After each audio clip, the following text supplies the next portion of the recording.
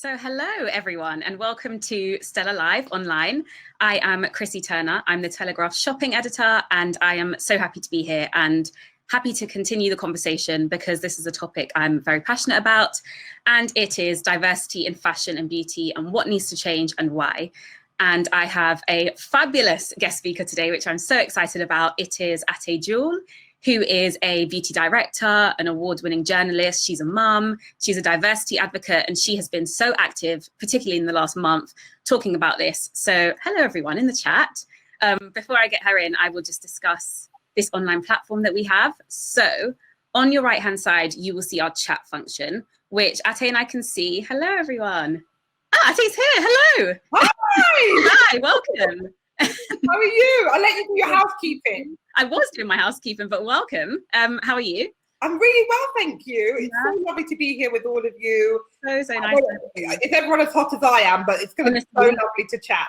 Yeah, exactly. We'll just be dewy, which is, you know, it's always the aim. I'm all about the dewy.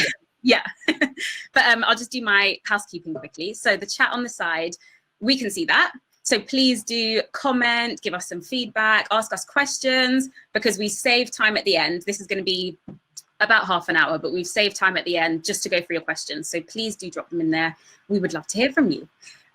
We also will have these beauty pop-ups coming up. I don't know if one's going to happen now, as an example, but they will be just great deals for brands that Stella loves, brands that Ateh and I both advocate. There they are. Isn't this great? And obviously jot them down, but if you don't have time because, you know, you're just so engrossed with what we have to say, then just press X and they will all be in your Stella Live goodie bag that you'll get at the end anyway. So not to worry. But yes, we are so happy to be having this conversation. And I'm so glad it's Ateh. Oh, amazing. Thank you for taking the time. Oh no, I'm so thrilled to be here. I've always loved writing for you guys, meaty, attacking issues that I'm really passionate about. And it's so lovely to have a chat as well. You know? Yay, great news. So we're going to be talking about diversity in our industries. I am mostly fashion, dabbling in beauty. Ateh is mostly beauty, dabbling in fashion. So between us, we've got this covered. It's going to be great. But I thought what we should start with is just outlining the issues that we have in our industry at the moment, because then I think we're all on the same page. Yeah. And when we move forward and we explain, you know, what we want to change, we all know why there needs to be some change. Yeah. It's a good idea. So maybe I'll do fashion and then you could do beauty. Perfect. So the fashion industry, I guess it has been historically built on exclusivity and elitism. So naturally it doesn't lend itself well to, you know, this new era of diversity. And I say inclusion, I prefer the term belonging. So you might hear that more from me. It doesn't lend itself well to that. And that is a problem. And it is something that needs to change. And that has become fairly obvious in the last month, but also definitely over the last, say, 3 or 4 years, there have been a lot of luxury fashion brands that have come under fire for releasing maybe tone-deaf products, out-of-touch marketing, offensive campaigns. And I always just think, I don't know about you, Ateh, but I just roll my eyes every time. I'll be completely honest, because I just think if they had a Black voice in the room at the time, I say in the room, you know, in the lineup, in the chain of like signing these products or campaigns off, I don't think they would have come to pass. And I say Black because I'm speaking from my own experience. And I'm reluctant to use the term BAME anyway. So I'm just going to use the word Black for this chat anyway. Yeah. So that is my thing. And I think if they had Black people at any point in this lineup, someone would have said, look, this is not okay. This might be a bit offensive. Let's scale it back. Let's redesign. Let's think again. And they haven't. And my main issue with fashion is that it is quite reactive. Which is madness to me, because we have the ability to set trends and dictate cultures. But when it comes to diversity and racism, we are so reactive and it doesn't make sense. Like we're always behind and then having to, you know, apologize for these things or backtrack. And then it takes for uproar to happen for us to, you know, fashion brands to invest in charities or training programs for Black people in the workplace. And it's ridiculous. And I think we've had enough, essentially. Yeah. I totally hear you.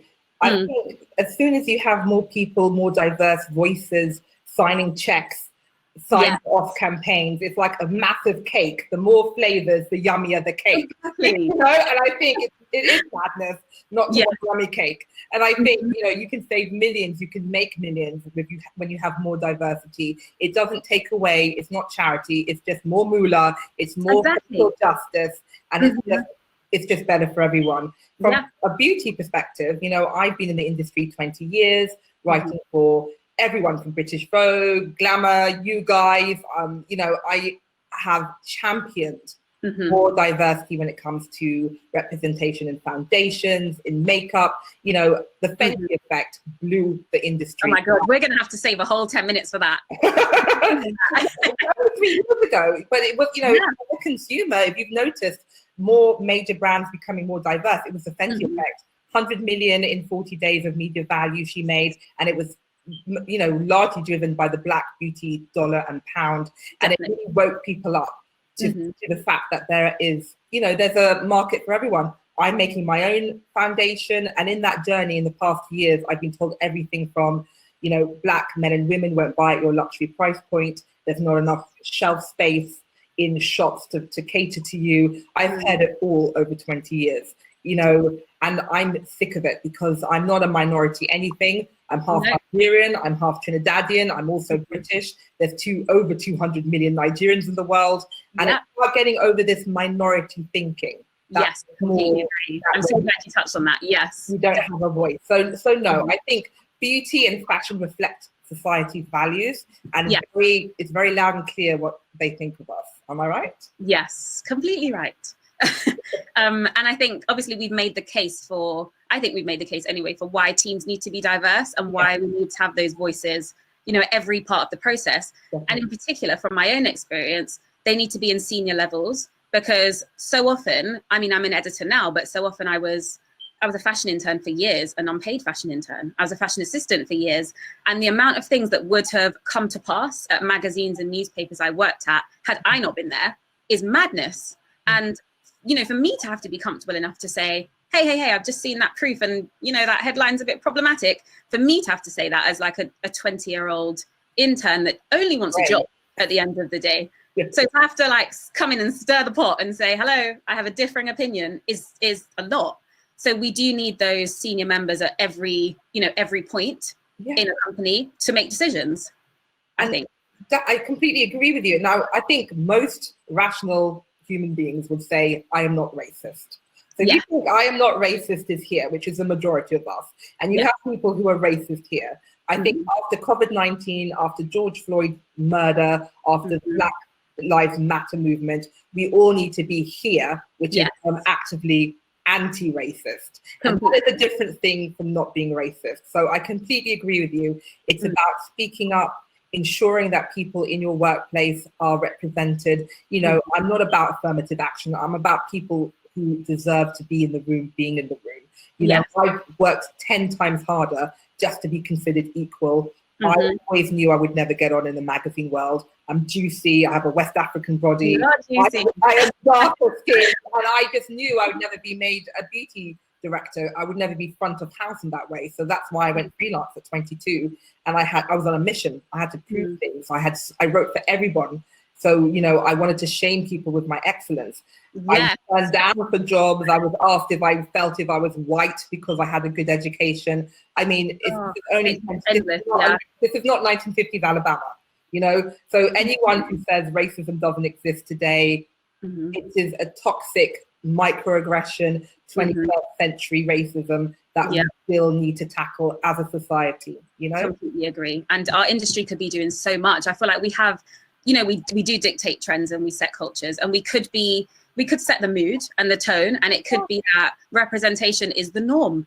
I mean, what a shock. Can you imagine? Like, representation for everyone is the norm. And allyship is something that we promote and actively educate on, and we have the power to do that. And like I said, that has been my big issue with fashion in a way, is that we are reactive and we wait until it's all hit the fan, and now we need to think about how to fix it, when actually we have the power to set this up and, you know, to make it normal. We are, you know, I think it's a bit like I always say, looking at racism and diversity is, you can look at it through a prism of sexism, because most people get that. Most people, you know, if you're a woman, you've had a man mansplain to you. You've had, you know, you've had an eye roll because you've dashed out the office for a sick child. You know in your soul you should have had a promotion, but it went to the 28-year-old single guy because you're 28 and you're about to be married, and the HR department don't want to deal with that. Yeah. So people understand that level of unfairness, double standards. Now just flip it into a prism of, you know, color, and that's what we're talking about. Yeah. Things aren't in your mind. It's not, you're not imagining it. This is what we're talking about. And as an industry, as fashion and beauty, so much power to do good in the world. We are asked to reflect values. So let's reflect what we should be and what we can be and what we will be. Completely agree. And I think while we're on the subject, I guess, of talking about companies making things diverse, we do have to touch on tokenism. Because I think so many companies will just think now, oh my God, I'm being cancelled on social media or whatever. I need to tick this box. And I think that's the definition of tokenism. If you see it as a box ticking exercise, then yes, you're hiring tokenistically or you're creating a campaign tokenistically. Whereas, you know, I actually listened to a podcast earlier this week. It was a business of fashion one with June Sarpong, who I knew was a broadcaster growing up, but is now head of diversity at the BBC. Just killing it, has released loads of books coming out. And she had this good example, which was if a company is hiring for an accountant, they're going to hire someone who can do those finances because the finances need to be done. If you are hiring tokenistically and you just hire a random Black person to do that job, the finances aren't going to get done because they can't do that job. So if you have your box ticking hat on, then of course you're going to hire tokenistically. Whereas if you truly understand why your brand needs a diverse team, why you should have representation in your front-facing product and in your team, you won't hire with tokenism in mind. Do you agree? What do you think? I totally agree. And I think, you know, you see it from my beauty perspective. You see it with, you know, these major beauty brands. They'll stick a couple of darker shades on the end, you know, like a chocolate shade, chocolate. Yeah, food. always chocolate. It's always chocolate. Always some kind of reductive food. It drives me up. And always, you know, either a Beyonce color or a kind of Grace Jones color. All of us in between don't get it. It doesn't sell, then, you know, the marketing people say there's no market. Well, you know, you hooked up Beyonce and Grace Jones, but what about the rest of us? You know, round and round and round it goes. But I think, you know, even on a beauty, you know, there's 2 dark colors at the end of a range, or there's 3 dark colors. It's token. It's not really respecting or understanding undertones. In a company, just box ticking, putting a black box for Black Lives Matter on the 2nd of June is not enough. It's about forensically going through your company, looking at your subconscious bias, because we all have it, okay?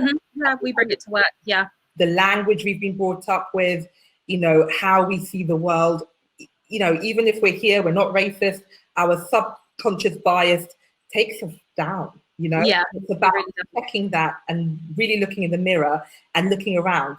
Who in my office is different? Is there diversity? Who, like, look around, open your eyes. I feel it's like Sleeping Beauty after she's been roofied. Put the print. What's going on? It's time to wake up, everyone. Yeah, definitely. I have this random example I just thought of, which is imagine there's someone on your team who fully believes the sky is green. Something they wholeheartedly believe the sky is green, but that's an opinion they can keep in their pocket. When that opinion comes up, it sparks concern. You know, there's this shock level. There's some eye rolling because, oh my God, are you sure? You know, this different opinion.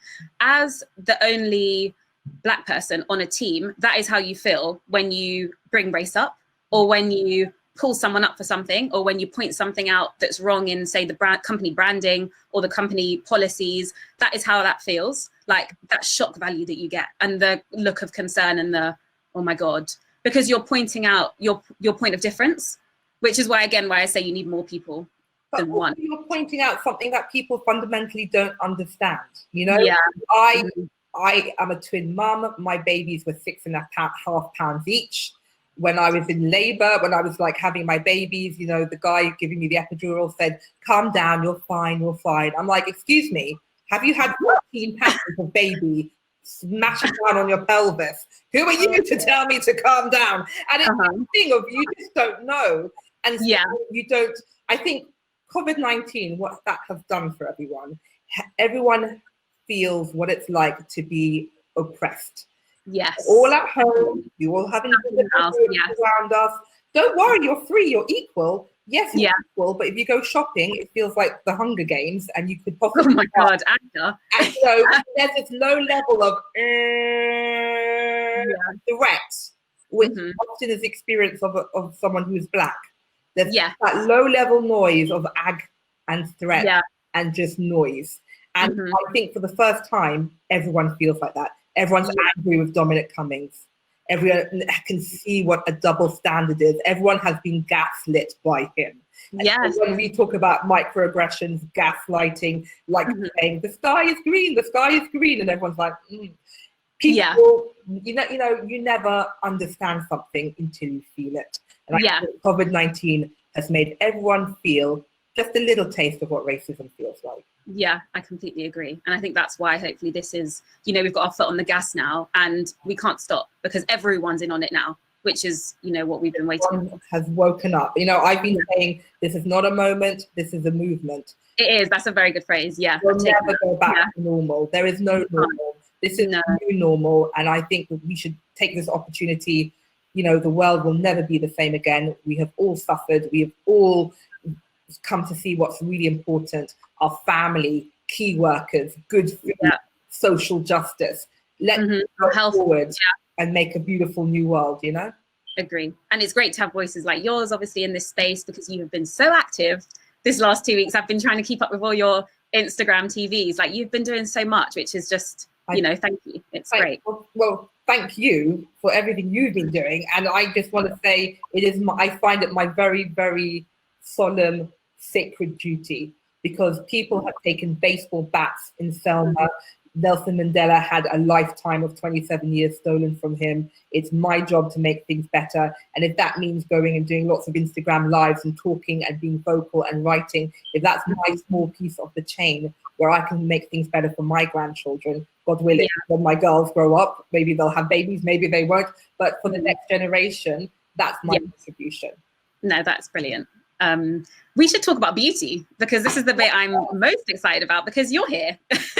So I wanted to bring up Black women spend, which you touched on. And I think you coined the phrase brown pound, which is brilliant. Brown pound, so good. So just to throw some questions out there, you mentioned foundation. So it always shocks me when, say, a foundation range launches and here's 12 shades, 10 are light to medium, one is medium being me, and one is deep being you. How is that allowed? Like, why does that keep happening? It's safe, you know, because people don't want to spend the R&D on perfecting darker colors. People don't think I can afford, you or I can afford at an expensive price point. And it's that thinking of like, you know, I'm going to do the same 6 shades. I know I'm going to get my bread and butter and everything else is a risk. I can't be bothered. And I've been to factories and trying to make my own foundation, which I'm trying really hard to launch. I will launch. I find it an I will launch. It's activism. I've figured out what the problem is. And the problem is all makeup that we wear is made by middle-aged white men in lab coats telling you what and having no, you know, I flew to Italy, I've been to factories, I've had people say, look, it's beautiful. Look at this dark shade. And I say to Ashley, put it on me. Oh. And I'm like, who are you testing this on? And there's no one who looks like me in the building. So it feels really simple, but there's no one that, you know, until you have someone like me. The bit I don't get. It's not, it's or asking, it's that thing again, who's in the room signing these colors off? No one looks like you or me, because I'll tell you straight off that's ashy and it's not going to sell. It's a red base and yellow and, you know, like just it's, market, round and round and round we go. So it's really boring. Something has to be disruptive and break the chain. How is that allowed to happen? People, it's subconscious bias. If you're darker skinned, you're a descendant of a slave, you're a bit of a loser. Are you worth marketing to? Not really. The perception of an empowered, wealthy woman or man who has the spending power. I think people just don't, you know, like women. Women only had the vote for 100 years. What's that about? That's crazy. What is that about? It's very true. In the same way, there's not colours for you, diverse colours for you and I. That's crazy. Nothing based on fact, all based on bias. It's just mad though, because from a company perspective, you know, a company thrives with that USP or with that gap in the market by filling it. And if no one is offering concealers for like, you know, the millions of shades between you and I, surely the one that does, I'm going to buy it. Like, I promise I'll be there to buy it. I need to try it. I'm going to hook you up. Don't worry, it's coming. You know, you have to have that one person or the case study or, you know, the real effect to show people. But I think fundamentally, it's the people writing the checks, the people doing the R&D. Where are the black chemists? Where are the black formulators? Who is making this makeup? And it really is that simple. I mean, years ago, a massive multi-million-pound hair care brand launched hair care for textured hair. I was so excited. I picked up the first product, a blow-dry finishing cream. The first ingredient was water. Oh, anyone with curly hair. Oh no, that just makes me blow dry in your hair. You can put anything with water as the first ingredient in your hair. What a waste of time, because it's just going to be back to where you started. It died a death, this brand. I cornered the chemist at a launch. I said, why did you just ask someone? Why did you just like call me? I would have told you, don't put water in the blow dry. And he said, no, my formula was perfect. There was no market. We tested it on one mixed heritage girl in the salon. I mean, I loved it. Also, that is a coincidence, because as a mixed heritage person, my mom is white, my dad is black. I would not, if I was blow drying my hair, I would not, water's not coming near me. Like, it's just not, like that's madness. You don't put in their hair that you spend hours and hours blow drying. Exactly, what a waste of time. It's really that basic. And that whole brand got tanked, that division of that brand got tanked. They pulled it from all the markets. Just common sense. Yeah, literally. Common sense. Ask my 8-year-old girls, they would have told you, but there's no one asking these questions. Yeah. No one in the room. This is it, there isn't. Our poll has actually just popped up. Exciting. Wow. You guys should see on the right-hand side, there's a poll that's come up. And it is, do you feel represented across fashion and beauty at the moment? Please do answer honestly. We want to hear what you guys have got to say. It's going to be eye-opening either way, I think. I can't do it, which is very sad, because I would press not consistently. I mean, sometimes, like you said, there is a mixed heritage girl. Often she has big blonde curly hair and green eyes anyway, which is not me. So I'm not technically represented, but I see where they're coming from. On the catwalks, there are, you know, light-skinned mixed race girls, but they're 2 sizes smaller than I am, so I'm not represented there either. So not consistently would be my answer. What about you, Ateh? What would you? I mean, I rarely see images of myself, which is, you know, I have a curvy, juicy body. I have coils. I have a darker skin tone. Colorism is a major issue, which you've just you've touched on. You know, the representation of all blackness is of a green-eyed, fair-skinned model with blonde ringlets, which doesn't represent me or you. And I think that's where it's quite problematic. I never grew up seeing images of myself. If I did, it was Mammy from Gone with the Wind, and her, you know, as a slave of subservience. That's the only person, because I love movies. But you know, Grace Jones, I loved. She was amazing, but she was a skinnier body and she was very angular. You know, there's Naomi Campbell, but literally these were the only people growing up that were even close to reflecting me. So not really. Things are changing. I saw a model in Zara with 4C coils, and I went, 2020 to gasp. It's really sad. But that's the thing. She's still a skinny little thing, so she didn't represent my body. But things have to change, you know? Yeah, definitely. Seeing is believing, and I think everyone loves you can't see. Yeah, agree. Completely agree. Also on the hair note, actually, because we brought it up, I didn't actually realize how underrepresented my hair in particular was until. So I normally go to my black hair shops. I live in Northwest London. There are loads. I can go to all of them. Yeah. Every 6 weeks, stock up. I come home with all these oils, all these leave-in conditioners. Best life. In lockdown, though, Boris deemed it a non-essential store. My black hair shop was closed. So I remember going to Boots with my mum, and she's white, and she could buy shampoo and conditioner, bought a toner, bought a moisturizer, bought a concealer. Her best life. I left with nothing. And Boots actually is a good one because they do have Afro hair care, but every black girl in my area had that idea, and it was cleaned out. The shelves were cleaned out. And I just think, why haven't brands or stores woken up and thought, this is always sold out. Why don't, I know, crazy idea, we give it some more space in the shop? Or why don't we get more stock? So that when Krissy comes in complaining about not having leave-in conditioner, it's upstairs in the stock room. Like, why is, it's for value, basically. You know, there was a member of the public went into Boots, and they took pictures, images of all the textured curly hair products had security tags on them. Oh yeah. And, and it is that thing of that kind of that bias of like, oh, like it's terrible. But I mean, brands I can recommend to you now, which you can buy online. Leomie, that's amazing. That's by a Black British woman with curly hair, and Michelle, she's mixed herself. Liha, that she does an amazing oil. Again, she is Nigerian, British, and she lives out here in the Cotswolds near me. Lovely girl, and her partner's Nigerian and lives in Hackney. That's a lovely leave-in oil. You can use it all over the body, head to toe. There's Big Hair by Melissa, who's another 4C coily British beauty founder. So it's really good to support. And definitely. But it's not easy. You have to go and fight and hunt. Yeah. This is the thing. And when I was Scarlett Mentor as well is amazing, but it's not easy. Yeah, they don't make it easy. It's not the same experience as your mum. You can just go on and go and literally easy. No. Or even I'll try something new today since my normal herbal essence isn't in stock. I can't try something new. I need to stick with the products I know that work, the ingredients that aren't going to compromise my hair, and But you touched on your beauty line, which we do need to talk more about because this is what the world needs and we are so excited. So can you just tell us about how it came to be and, why you're launching it in the way that you are? Because I think that will be eye-opening for us as well, like why you're about it. So, I mean, it's been a long journey for me. I started 4 years ago. 2 years ago, I found a really lovely chemist, a real maverick who was more skincare and didn't really have any of the color rules, so he was happy to break them.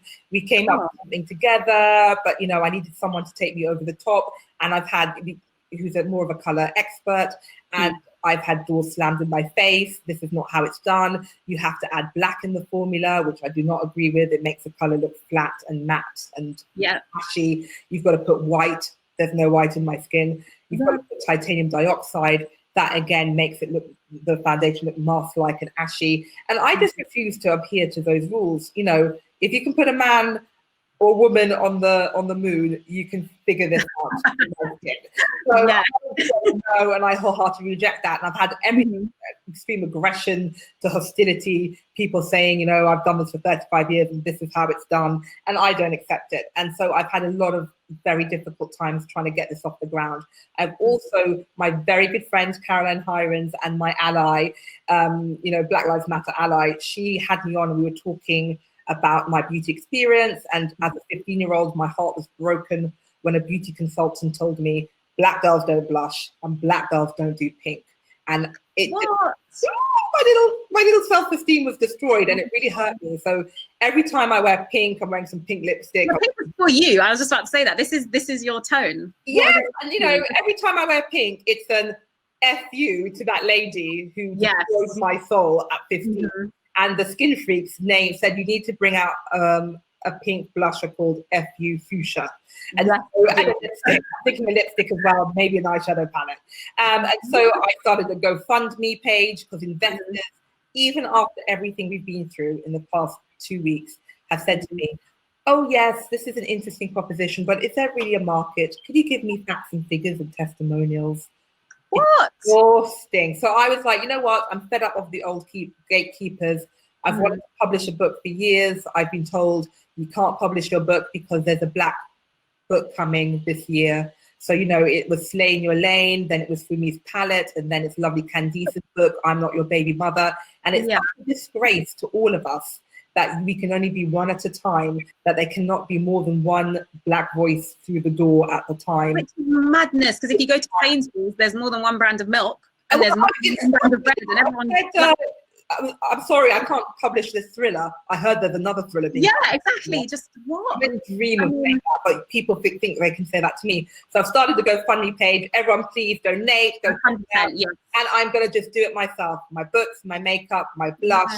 And I just, you know what? COVID-19 has changed the world. For me, it's about living in the now, being present, not following the rules of, everything we've been living by is a construct.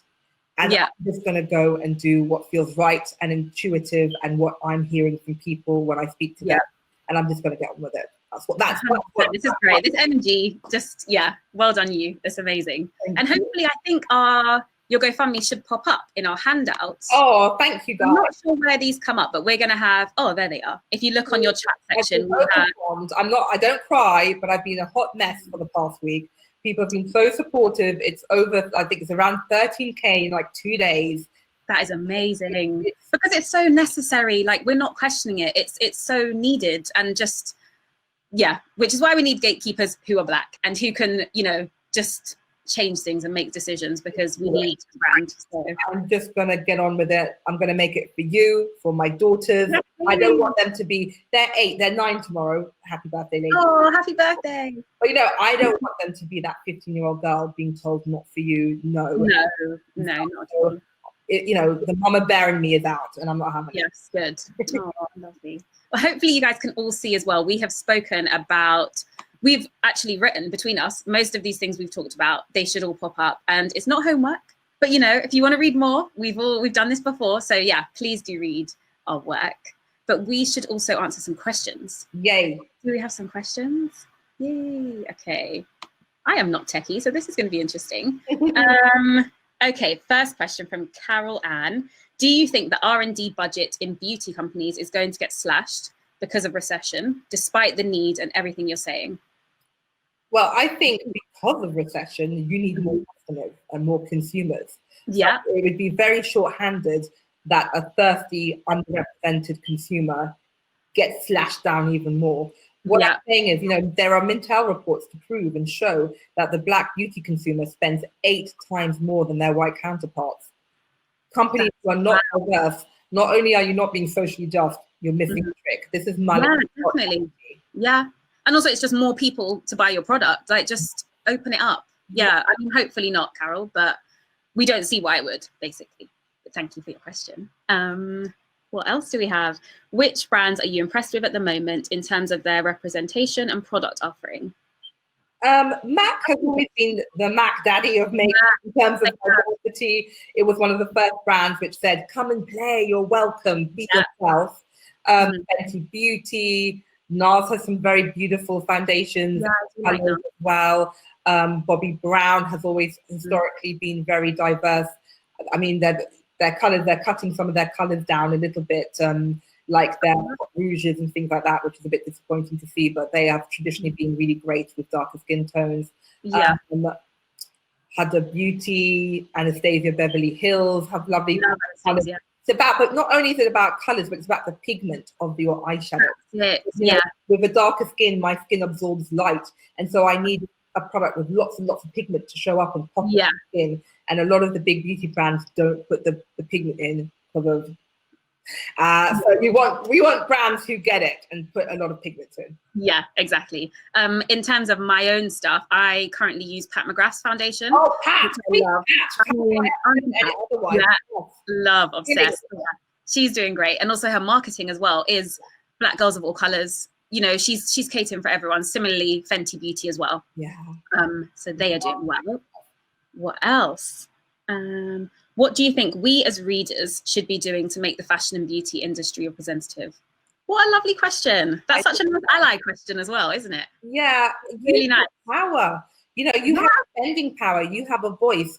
You know, social media has made things so democratic. You know, back in the day when I was younger, you could write a strongly worded letter, which you had up in the bin. But now you can get all your friends in a wave of people to say, why is this happening? Literally, and act the brand way. Yeah, exactly. Instagram, Facebook, use your power, use your voice. Those things historically changed because of money. Economically, they change. Yeah, of course. And also I get reader emails all the time. And obviously my side of things is shopping and fashion. And it is, you know, I bought this dress you recommended and I bought one for my daughter. We love it.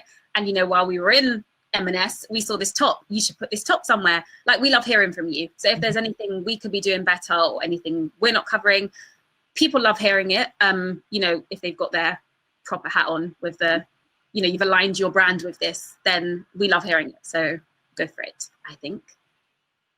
Do we have any more? Exciting. I know, you guys are lovely. This is great. All of you. very chatty. So what makeup did the stunning Naomi Campbell wear when at the top of her career?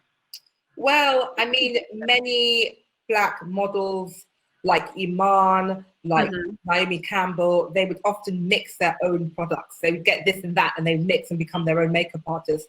I was just talking to the lovely Daniel Sandler makeup artist who told me when he worked with Yasmin Lemon, who's, I believe, Middle Eastern heritage, she'd bring a bottle of, he said she'd bring a bottle of yellow pigment to mix into foundations at the time in the 80s. And it's that thing of, you know, and I've heard of other actresses bringing turmeric, orange. Oh, yeah. Yes. Yeah. Into foundations. So, you know, as a Black beauty consumer, you always have been made to be your own makeup artist and mix, match. And, you know, for years I used Guerlain's bronzers as setting powders because no color is dark enough. But the very deepest of those matte bronzers or the shimmery bronzers, I just use all over. So it's about being maverick and clever because people aren't providing or catering to you. And you know, God bless Naomi, God bless all the models of the 80s and 90s, but some people did look ashy as well. Just saying. Brilliant. I don't know if you've had this as well, actually. I have to do a lot of shoots for work and, you know, through my whole career. And I always take foundation with me, always. Because and hair. I've got there. And hair, yeah. Or I've said, I've had to go with my hair straight, which I don't really do. I have to go with my hair straight because that's how it can be managed. Which most people can cope with that. Yeah, and it's not nice. And yeah, I'd have to take foundation to shoots just to be sure I had foundation for that shoot. Yeah, I do my whole makeup. I bring everything because I think also a lot of makeup artists who don't feel comfortable working on a darker skin, they get a bit excited because your face can take a lot. Oh my gosh, the neon eyeshadow. Have you had that? The neon, you know, I love neon. I love neon. Yeah, I'm there for it. Yeah. Clownish kind of you know, like, you know, avant-garde makeup, which is fantastic. But sometimes you just want to look fresh and pretty, and Bobbi Brown. That's it. And I think people can get like a little overexcited and just, you know. So I've always taken my own makeup and you know, and hair products. And I, you know, I was speaking to my friend who does a lot of shoots as well, and she said, you know, Ateh, you know, our white colleagues don't do this. I said, well, it didn't even occur to me. Doesn't everyone bring their own products to No, they don't. They don't need to because the stylists have been trained to do their hair, and you know their kit contains all that stuff. And it's madness. It is madness. But I mean, if I don't want to have a bare face with my redness and spots, then I have to bring my stuff. Yeah. So yeah, it's that double standards we're talking about. Yeah, definitely. Hopefully things change though. This is what we're hoping for, is that we keep our foot on the gas, and you know, fashion and beauty are taking all of this on board. So yes. Wonder if we have any more questions from everyone. What modern quality fashion brands do you recommend for larger sizes? Oh yeah, I want to know. I'm leaning in. I actually have so many Black owned fashion brands on my radar anyway, but they cater so well to fuller figures or to larger busts anyway. And the Chemist store is one. Actually, I've seen someone else asked about people to follow on Instagram as well. That is a great one. The Chemist store. Hanifa is a good one. Kai Collective is a good one. Their sizes go up to, I think, UK 26, all of them, or 24, which is amazing. And also on the high street as well, we have like M&S, ASOS, if that's what you can get to and you know you need stuff. Those are great places to go to. But there are tons, honestly, and I'm sure, you know, we always have plans to cover this more in the magazine, so it's all coming. Don't worry. I just discovered Penny Telford. I was doing a live with Trini, and she mentioned that brand. Like, oh, the Instagram afterwards. Yeah. And the prints are beautiful, and the colours, and you know, I've got the biggest boobs in the world, and it's just about clothes which are built for me and you know, celebrate my figure. I think I think fashion and beauty are there to turn the volume up on who you are, and when the volume is turned down, it's soul destroying and sad. No, pump it up. It's there. Pump it up. That's what we're about. Yeah. Completely agreed. What else have we got here? Recommendations for who to follow on social media that are using their platform to support diversity and inclusion. Ateh, number one. Definitely get Ateh on your radar, 100%. Thank you. Candice too, who you did a great IGTV with yesterday. She is actually on a Stella Live chat tomorrow, so guys check her out too. That's going to be good. Follow her. I have, honestly, I wouldn't even know where to start. I have so many. Yeah.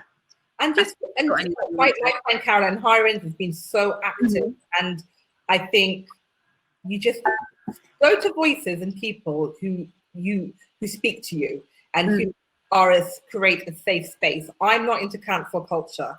Put your hand up if you've never messed up. You haven't, who I am 20 years ago, 5 years ago is not who I am today. Down. I can seek people out who want to talk, have conversations, and create a safe space. That's what I am about. People are so frightened and paralyzed.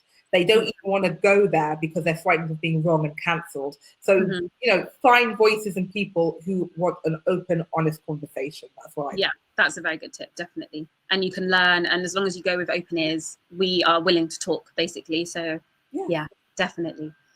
We should check out what happened with our poll. Yeah. So, a shock, not consistently, had 19 answers, which was the most by far. So people don't feel like they're consistently represented, which, I mean, it doesn't shock me, because from the fashion perspective, we have times where there's a season where there's a fashion brand that does, say there's 20 models, 5 are black, 4 are Indian, 2 are plus size, 1 is trans, 1 is disabled. And we're like, yes, like the journalists are happy, the customers are happy, the buyers are happy, everyone's applauding. And they think, great, we've ticked that box. Let's move on. Let's go back to our normal, which is here's 20 thin, super young white women. Here you go. And we all are in uproar again. So they go back, and it's very stop and start. So I'm not shocked that. Yeah, just be consistent. And I'd be very interested to know, out of the people who say, yes, they do feel represented, white? Are you, like, who are you? And if only we could do that. I don't know how. That'd be really interesting. Yeah. If they can chat. How old are you? Are you older? Are you, it'd be very interesting to see, because just out of interest. Yeah. Yeah, that's true. I would like to know that. If you guys can, just drop us a line in the chat. Put your hands up. Put your hands up. Safe space. Yeah, exactly. This is a safe space. But we've loved to hear from you guys. Sue has said, I'm white and older, and I put not consistently.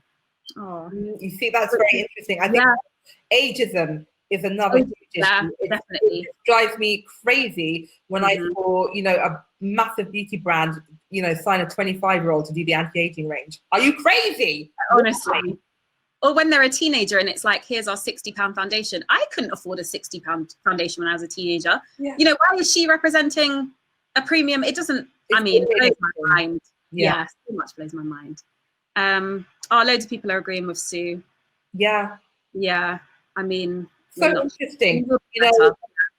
Just as a woman, as an older woman, you are not marketed to or seen. I think my mum's 74, very glamorous, very fabulous, and she's often says she feels invisible, and that invisibility is what a lot of Black men and women feel in society. You're either very invisible or you're very visible. What are you doing here? Get out. So it's it's really, you see for between the two. Yeah, completely agree. Black woman on aisle 5. Like security. The security always goes off when I go on Bond Street and Topshop. God, so painful. Yes. Lots of people saying as well they've got money to spend and they feel underrepresented. This is the thing, the spending power is real. So there's nowhere to put the money, but then people say you don't have any money, therefore you don't spend. Don't worry, come to me, say hi on my Instagram, I'll hook you up. Yay. On that note, follow Ateh on Instagram. It's going to be great. Beauty line is coming. And I think we have to say bye because we're going to run out of time. But honestly, thank you so much for joining me. It's been so nice to have you. I'm so glad you're doing this and doing everything you're using your platform for, which is brilliant. Thank you. Thank you for having me. I am so proud to write for you guys. I thank you everyone who was so kind to be involved in the chat and the poll. Yes, thank you guys. You're lovely. Not to put yourself out there, so thank you. And this is not a moment; it's a movement. Let's keep the conversation going. Keep the conversation thank going. You for everything you're doing. You are such a fabulous shining star, and I'm really proud of you in a Nigerian auntie way. Thank you. But thank you everyone for joining. It was lovely to speak to you. You guys have been so chatty over here. Lovely. Thank you. And have a good rest of Stella Live, everyone. And wear your SPF. Stay safe in the sun. Thank you. Bye, everyone. See ya.